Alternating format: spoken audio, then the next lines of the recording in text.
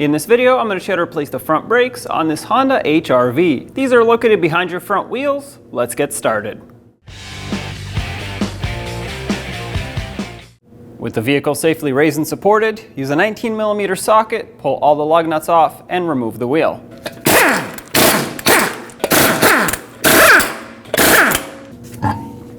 With the wheel off, we can see our caliper here. Right at the top, there will be a bleeder screw. I'm going to remove the boot that covers it, and with a 10mm wrench or socket, break this free. Have a collection bucket underneath to catch the fluid that comes out. I have a hose that I can put on to catch that fluid.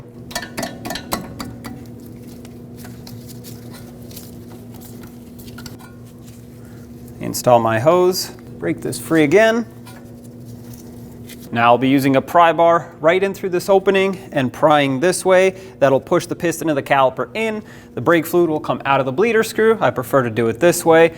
And this will do a few things. First of all, it'll compress the piston for us, which we would have to do anyway. It'll make sure that not only the piston, but also the slider pins move freely. This should not take a lot of force. If it does, something's stuck and you'll have to take this off first before you can compress the piston.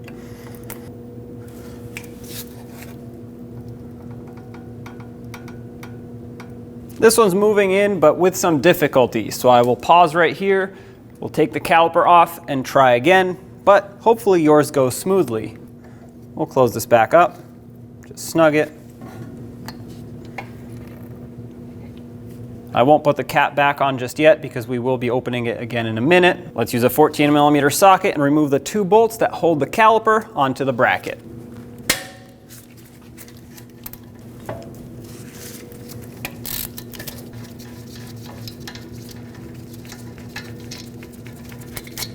With those set aside, we can pull the caliper off, flip it over, and inspect it. What you don't want to see is brake fluid coming out of here. That would mean there's a leak and it would need to be replaced. Other than that, it looks okay, so let's try to compress this piston again. I'm going to put my hose back on here and break the bleeder screw free. I'll install my caliper tool here and just try to push this piston back.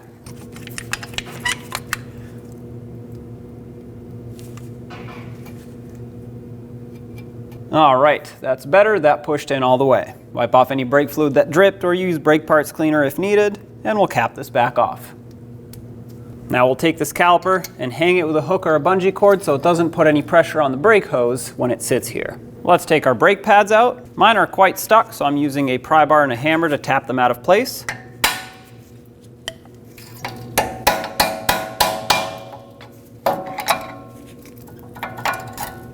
And from the backside, you'll see 2 17mm bolts that we have to remove to get the bracket off the knuckle. We'll leave this one in a few threads, take the top one off. Take this off and set it aside for cleaning. Now to take the rotor off, you'll notice that it's held on with a Phillips head screw that secures it to the hub. You can use an impact driver if you have one. The vibrations will help break it free. If you don't, you can use a punch and a hammer. Tap this right in the center. Make sure it's a flat punch, of course, so that you don't destroy the cutout. And that should help break it free if all you have is a manual screwdriver. If the rotor is still stuck, you can use a hammer. If not, pull it off. Now use a sanding disc, or if the rust isn't that bad, you could use a wire brush or wire wheel on a drill, or a combination of those things to get this hub nice and clean. You want a flat surface so the new rotor can mount nice and flush. Then after we have it cleaned up, we'll rinse it down with brake parts cleaner and then apply some anti-seize, just a thin layer to prevent further corrosion from building up. Now I'm going to take my rotor and install it backwards temporarily. This will hold it on for me. I have a collection bucket right underneath. I'll spray the braking surface with brake parts cleaner. You want to clean any oils, debris, fingerprint, anything that's on it. We'll let this dry and then we'll flip it over. When you install it this way, make sure the screw holes line up so you can actually secure it, just like that. Clean this side off as well. And if you can reuse your screw, go ahead and put it back in. I recommend putting some anti-seize or grease on the threads so it doesn't get stuck in the future. Just snug it. If it's in poor condition and you can't reuse it and you don't have a new one, that's okay to not put one in. We have to get our caliper bracket cleaned up, so we'll start with the anti-rattle clips. Pry these off. And we have to clean underneath so that we can get rid of all the rust that is pushing them up. That's something that'll cause the brake pads to stick. So you can use a wire brush if it's not that severe, or you could use a file in some cases. Just make sure you don't take off too much metal. Just get this nice and clean. That's looking pretty good. I'm going to put some silicone paste that is rated for brakes or high temperatures on here. If you don't have that, you could use some brake grease, but you do need to coat this area that you cleaned so it doesn't corrode in the future. You just want to make sure that you put a thin layer on it, otherwise it'll get squeezed out once we put the anti-rattle clip on, and it'll get on your rotor. Then take your clip and put it right over. Make sure it gets locked in.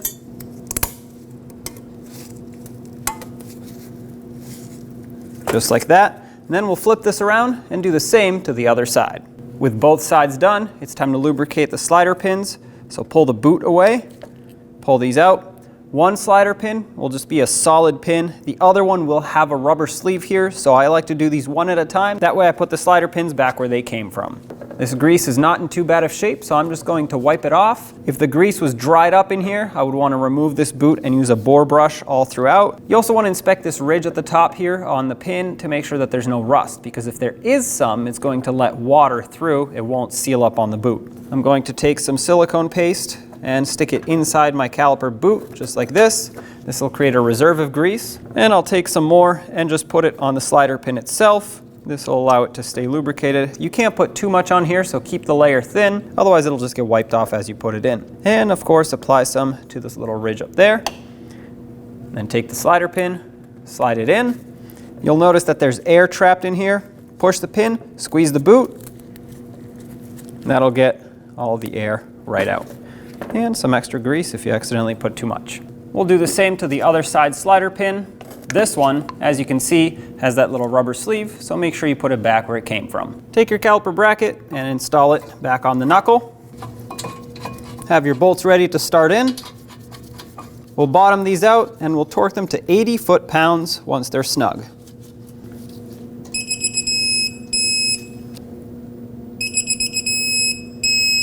Let's put in our brake pads. The inner one gets the wear indicator sitting at the top, and you'll see that these tabs stick out. That's normal. You have to press them in with the brake pad as you slide it in at an angle and push it in all the way. We'll do the same to the outer one, which does not get a wear indicator, by the way. Make sure these slide freely. If they don't slide around freely, that means you didn't clean up the caliper bracket enough. I know this is a new one, but your old one should slide the same. Now take your caliper, slide it over the pads and over the bracket. Have your bolts ready to start on. We'll bottom these out and torque them to 37 foot-pounds.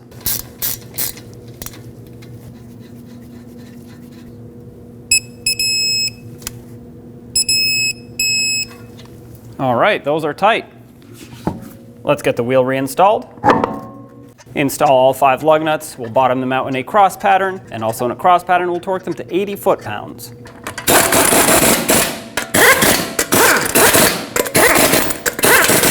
Once again, 80 foot-pounds in a cross pattern.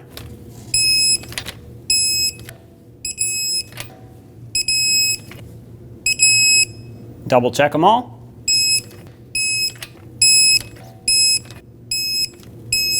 Now pump up your brake pedal and top off that master cylinder, and then take it for a road test. When only the best will do, demand TRQ. The only company that lets you view before you do. TRQ is committed to offering the highest quality aftermarket auto parts that are engineered for peace of mind. Thanks for using and viewing with TRQ.